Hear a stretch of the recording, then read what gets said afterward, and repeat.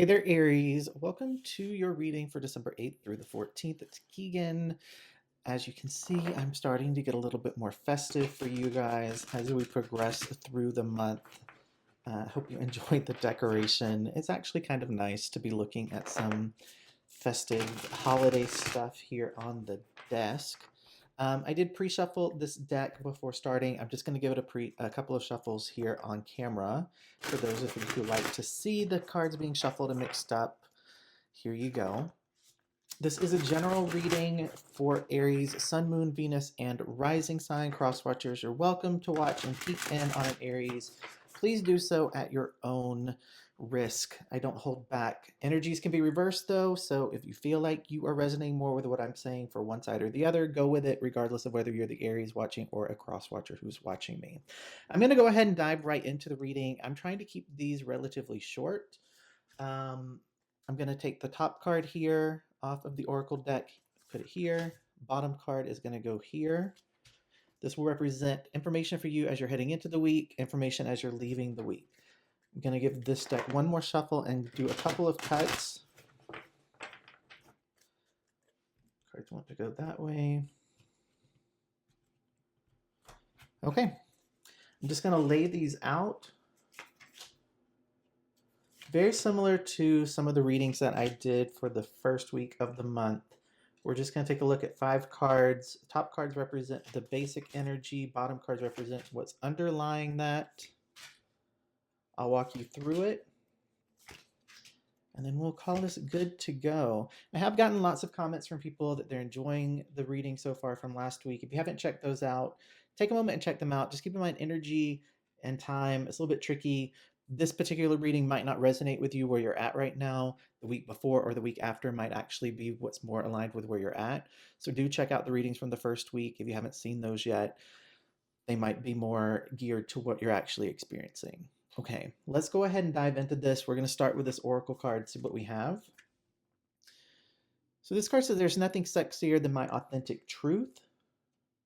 What I feel like, Aries, for you, just in terms of looking at the cards, as well as this first card coming out, I feel like you really are trying to get into a space where you're reconnecting with who you truly are. I think the past couple of readings for you guys, if I'm remembering correctly, there has been this notion, I think it was Aries that I said like the fire was put out. And I feel like you're just working on reconnecting. You guys might have actually gotten this in the first reading as well. Um, I know for sure Taurus did. I'm not sure if Aries got it as well. But I feel like you're actually trying to just reconnect with yourself and connect back into that passion that Aries is known for. You have the Three of Wands coming out here. It's upright. This is good. This represents a situation in which you're making progress. There's growth and development in your life in some form or fashion. This can also represent a situation where you could be doing a bit of traveling, going somewhere, opportunities that are presenting themselves that require you to actually go to a different location. Underneath this, you have Judgment, which is coming out reversed as the underlying energy beneath this. This is what I'm talking about because Judgment reversed represents that place of being doubting yourself, having to deal with that inner critic, that voice that's inside of you that is constantly telling you you can't do this, or you're too much, or you're too intense, or you're too passionate. And you're trying to find a way of balancing that with being authentic to who you know you truly are. This card saying there's nothing sexier, I think that word is put on the card honestly, just as a way of giving the card a little bit of oomph. But there's nothing really that's more appealing in general than someone who's really being authentic to who they are. I think one of the things that I'm getting for you, Aries, here is that, some people aren't going to like the intensity. Some people aren't going to like the passion. Some people will feel like it's too much, but those aren't your people. That's not your tribe. It's very important for you to do what you need to do in order to plan your future, plan the progress that you want in your life, plan the direction that you're taking from a place of what feels like it's true to you, what's actually really who you truly are. And if some people don't like it, that's on them. That's not about you. There will be people who really love and respect you and are drawn into you based on you being authentic to who you are. I want to make that point again because I think it's very important for you to hear this. There will always be some people who don't like you. There will always be some people who think that you're too much or not enough. Those people aren't your people. When you're focused on those people, when you're making plans for your future based on that inner critic, when you're making plans for your future based on the things that you think you aren't deserving of, the things that you think you can achieve, that voice in your head, who's really that voice in our head is always repetition of things that people have said to us to try to keep us small. This is not the time of year going into approaching the new year to be thinking small or to be limiting yourself. So basically, what I'm saying here is if people don't like you, don't like them. Don't put efforts and energy into them. Be yourself and let the people who are naturally drawn to you, the people who see you being who you are and find you interesting, find you curious, want to get to know you better, those are the people you need to be putting your efforts into. Okay. Eight of Wands here. This is really interesting. I like this card being here, especially with it having the Six of Coins underneath. The Eight of Wands represents very fast change. Again, it's a card that can represent travel or movement. Um, with this Three of Wands, I also got that in terms of like actually distance. So for some of you, you could be traveling overseas, taking a trip that is quite distant from you. For few of you, I do feel the Six of Coins is saying that this is a situation that could be related to your job or your career. And if you do have that situation where you're taking a trip or you have an opportunity to relocate due to your job, I would say go for it because this card is a very fortunate card. It represents a situation in which there's more than what you need. You have an abundance. You're actually able to give freely because you're receiving at least what you're giving out. Things are at a minimum balance, but typically it's in a situation where you're getting more. It's actually representing being in a place of very successful accomplishment. Okay. This Eight of Wands, the other thing that I'm getting here, and this again is making me very happy. I feel like some of this change that is going to happen fairly quickly is related to all of this stuff that we've talked about you not being able to fully step into yourself, express yourself because of that inner voice, because of people who have maybe given you some negative messaging in the past. I do sense a lot of movement away from that, a lot of change, a lot of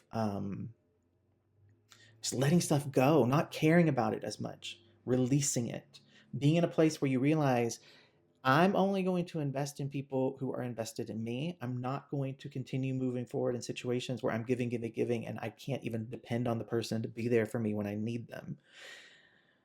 Um, it's really interesting in terms of once this change happens, once you get this movement, once it feels like something clicks. That's what I'm getting like right here. Something clicks.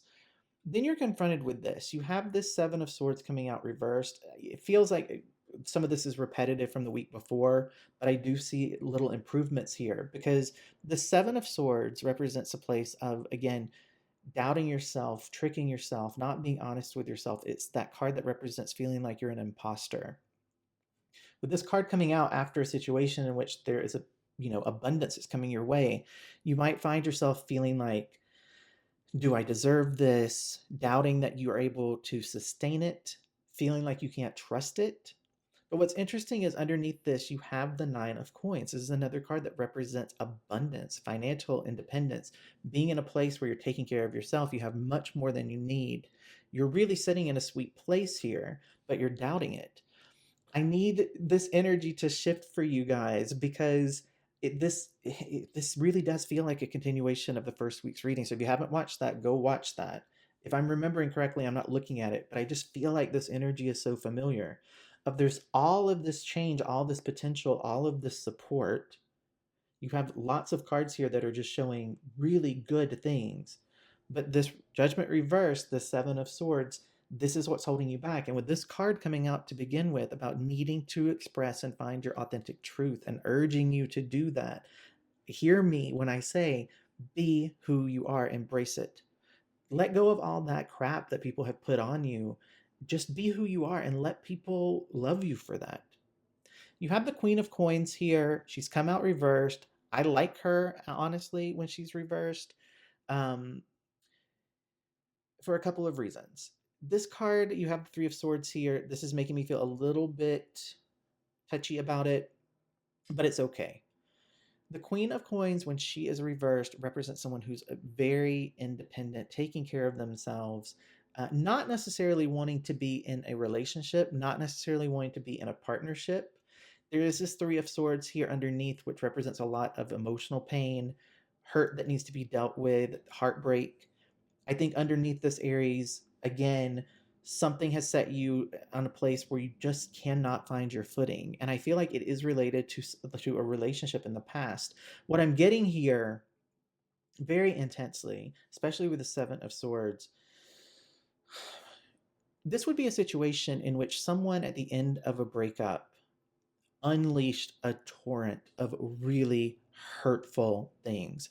It's like everything that they ever wanted to say to you, they just let it out. They said a bunch of stuff and you've internalized it. You can't figure out how to move past the things that they said. It's like they're ringing in your head. And on some level, you know it's not true. On some level, you know that the things that they said were just things that they said with the intent to cause pain, with the intention to cause hurt. But it's put you in a place where you've pulled away. You're not wanting to engage in a commitment or a relationship, a romantic type of connection.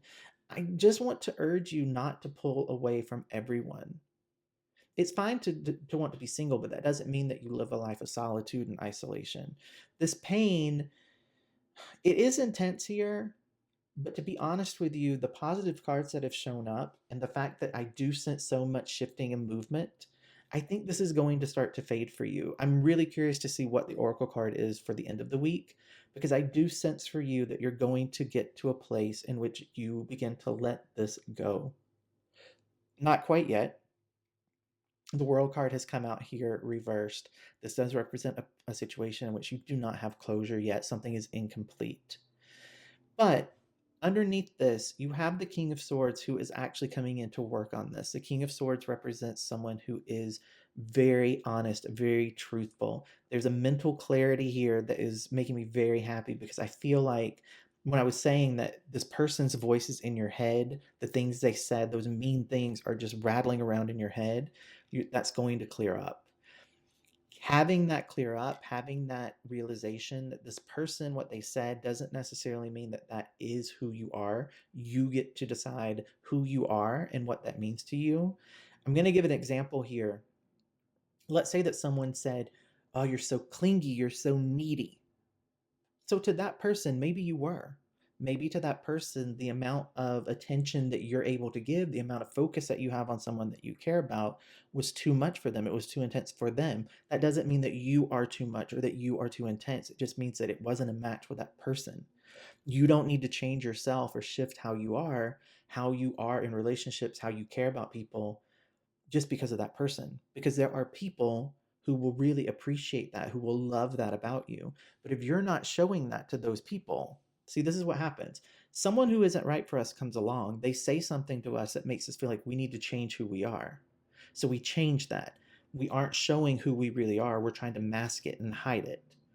When that happens, you aren't showing the people who would be drawn to who you really are the truth about yourself. And so you're not seeing those people because they're not seeing you. It creates a situation in which we feel like, well, no one wants to be with me. I tried being myself and it didn't work. I've tried changing myself and no one's being drawn in, because you're stuck. You're stuck in the situation of not being able to close out that past relationship with that person who just wasn't right. They just weren't a good match for you. Okay. So you have to figure out how to get mental clarity around this. You have to be able to clear those cobwebs that that person left so that you can move forward, show the world who you are, and let people be drawn into that. But before anyone can be drawn into you, you have to love yourself again. You have to love yourself again. You have to accept that the things that were said, the things that were thrown at you, the accusations that were hurled, that is about the other person. That was the other person trying to inflict pain. That was the other person not knowing how to separate away from things without just blowing it up. Like honestly, without just ripping everything apart and having nothing left that would leave the two of you connected. That's what I'm sensing from this. So I want to take a look at this Oracle card. Again, this is a card that represents wrapping up the week. So this says, when I accept the love of the universe as my primary teacher, I will always be guided back to the light. You are the way that you are, Aries, It doesn't mean that if you have areas where you need to grow, where you need to change, that you just say, well, I am the way that I am and you need to deal with it. That's not what I'm saying here. What I am saying is that some of the things associated with you guys in terms of your passion, your devotion, your loyalty, the intensity with which you care, I feel like those things were put on blast by someone and they were labeled as being negatives. They were listed as being the reasons why something didn't work. And it put you in a situation where you felt like, well, maybe I shouldn't be that way. But the universe is actually trying to guide you back to stepping into who you truly are. Okay? Being guided back to the light to me represents being in this place where you really can express your authentic truth. And I see you clearing so much of that energy during this week. I like this reading for you guys a whole lot. I'm looking at this. There are a couple of things that I honestly want to just clarify. I think I'm going to grab my Rider Waite deck here. I just want to take a look at some of this a little bit more deeply because I'm curious. And we have a couple more minutes. I'm trying to keep these around 20 minutes for these weekly readings. We have a little bit of time. So there are a couple things I just want to take a look at.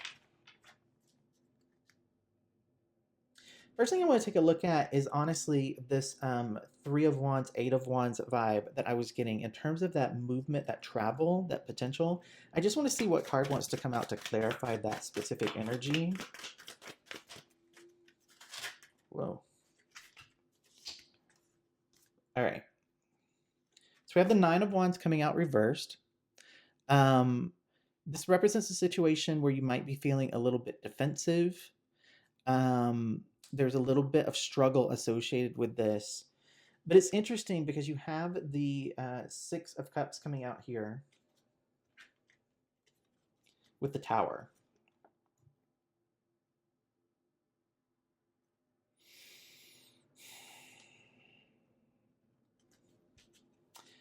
It's almost like... Okay, the Six of Cups here, when it's upright for me, I really love this card. This represents a place where you're just thinking back about either a situation from the past, your past in general, someone from the past, and you're thinking about it fondly. You are in a place where you're just looking at the memories, but it has like an innocence to it. It's a reflective type of energy. When this card's reversed, it's someone who's actually living in the past. Okay, they're being consumed by the past. So I like that this card is here. But it's interesting to me because this energy is in a way leading to you finally accepting a pretty big ending, a pretty painful ending. There's an awakening type of energy with this Tower card. It's kind of weird because both of these cards, this fast, I mean, fast movement, change makes sense with the Tower, but I get a definite sense here of travel, of actually going somewhere. For a lot of you, you might actually be in a situation in which this time of year, you might be traveling back home. You might be traveling to a situation where you're going back to your childhood home, or you're going back to a place where you once lived. You might be feeling a little bit nervous about that. You might be in a situation in which it's overwhelming. You aren't really, I mean, this like that's everyone at Christmas, right? I feel like so many of you are going, yeah, duh, it's holidays and traveling to visit people. But it's interesting to me because whatever this is, this travel, this trip back, it leads to a situation where you actually do get closure. What I'm getting here is that for some of you, going back and being around your family leads you to remember who you are at your core. It's almost like in your day-to-day life, because of the situation, you haven't been able to deal with this Tower moment because you've internalized it. And it's like you've been in a situation in which you haven't been true to yourself. You haven't been acting like yourself. You really haven't been expressing yourself as to who you truly are. When you go back into the situation where I feel like if this is resonating with you, you would physically be back in an environment that you once lived in, that you once, where that was home. Okay, it doesn't necessarily have to represent your childhood home, but some of you might be going back to a city that you once lived in or reconnecting with friends that you haven't seen in a while. That particular situation allows you, even though you're feeling nervous about it going into it, I feel like the nerves and the paranoia about it is, how can I be around these people who know me as well as they do?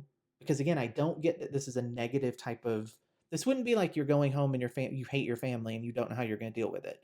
This is a situation in which you feel like when you think about these people and your memories with them and your interactions with them, it's a fondness. There's a fondness to it, but you feel paranoid going into that because you're thinking, I'm not myself. They're gonna see it. They're gonna be like, what's going on? Why are you being weird? Why are you are you okay? But honestly, being in that situation with those people, it creates a situation for you where you're finally able to have a breakthrough. Because what I'm getting is, you can't help but be yourself around these people. You can't help but you care about these people a lot, and being around those people creates a situation in which you are having that experience of people who love you for who you truly are. And the fact that they do see that things aren't quite right, it leads to conversations and it leads to you actually getting a lot of healing.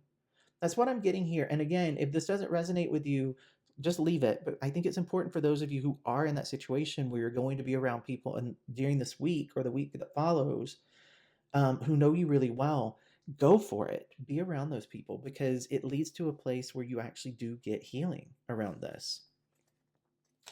Now, the other thing I want to take a look at is this energy here towards the end with the world reversed and this King of Swords, this honesty, that's trying to help you to close this out. I just want to see what wants to come out to clarify that particular space. Very interesting. So you have the Queen of Cups coming out reversed with Justice reversed. Um, I don't hate this energy.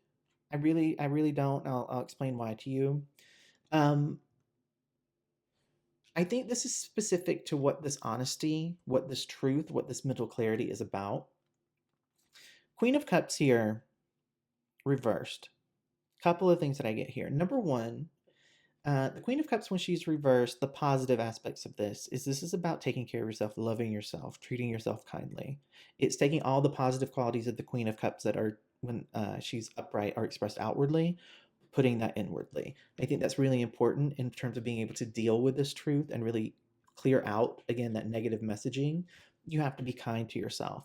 The other thing that I'm getting very strongly with this is dealing with and confronting some codependency issues. Um,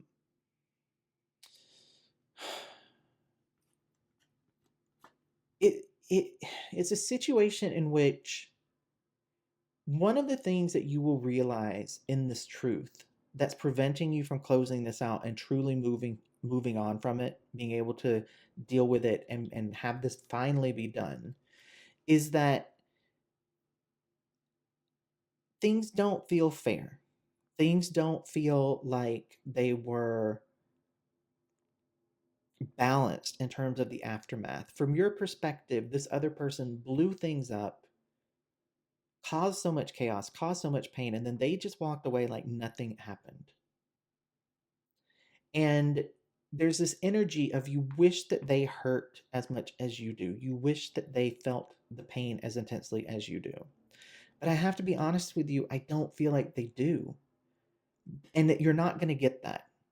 You can't have your healing and your closure be based on someone else hurting as much as you do or being as disappointed as you are. Because I have to just be real with you. I think that this person, they just weren't able to love in a healthy way.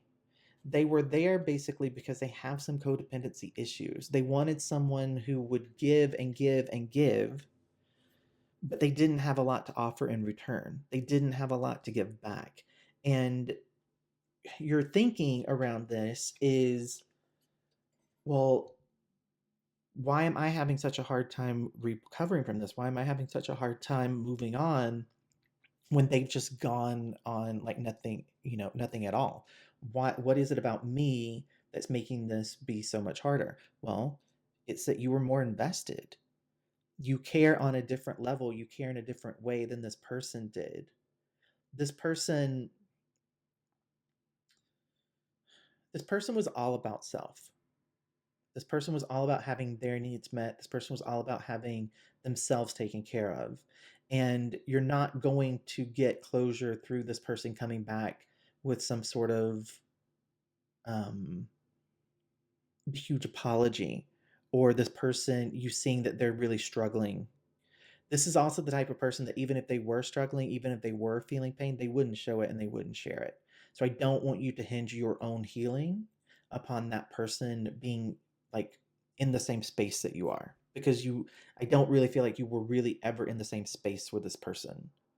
This just wasn't something that was aligned. It was something that truly in the situation feels like it was meant to come to an end. There was too much pain and hurt that was part of this relationship, and it's just left you in a space in which um, you're really having to rebuild yourself, but you're going to be able to do it. I feel very strongly that you will be able to do it. So Aries, I think this is good for the week. um, I really, for this group of you, if you have the potential to be around family or friends, again, would be a place where you have a healthy connection with these people, because I don't feel any sort of like um, the paranoia that I feel here, the defensiveness that I feel here, it's not because of how the people are to you. It's fear around you not showing up and being who they know that you are, and not knowing how to like the stress I feel is like, oh my gosh, I need to try to like heal all this before I'm around these people, because they're going to see how sad and depressed I am. They actually need to see how sad and depressed you are, because they're going to be able to help you through it. That's really what I'm getting in terms of like the biggest energy for this week. So if you are in that situation, please let these people be there for you. Lean on them, let them support you. Aries, I will be back for the third week of December just to check in with you, see how things are going. If you liked this reading, please take a moment, give the video a thumbs up, leave me a comment. If you're not subscribed to the channel, take a minute to subscribe. I'd love to see you join up with the community here. I love you guys so much. Keep working on this. I do see progress from this week, from last week, so that's making me happy.